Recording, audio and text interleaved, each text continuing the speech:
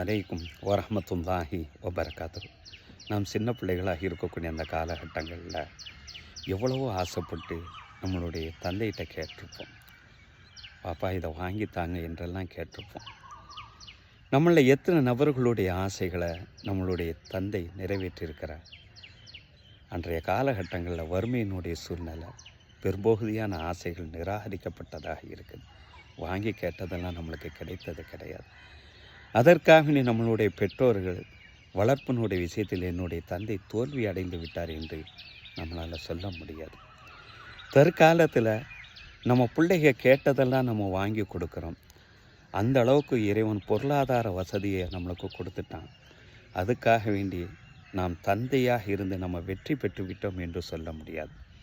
ஒரு தந்தையாக இருந்து ஒரு மனிதன் எப்பொழுது வெற்றி பெறுகிறான், தோல்வி அடைகிறான் என்று சொன்னான் நபிகள் நாயகம் ஸல்லல்லாஹு அலைஹி வஸல்லம் அவர்கள் சொன்னதாக ஜாமிஉ திர்மிதியில் ஒரு ஹதீஸு பதிவு செய்யப்பட்டிருக்கு.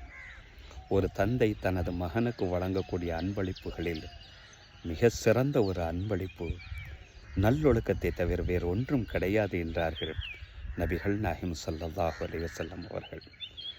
எப்பொழுது நம்மளுடைய குழந்தைகள் கல்வியுடன் நல்லொழுக்கத்தோடு சிறந்து விளங்குகிறார்களோ அப்பொழுதுதான் ஒரு தந்தையாக இருந்து நாம் வெற்றி பெறுகிறோம் என்பதை நாம் உணர வேண்டும்.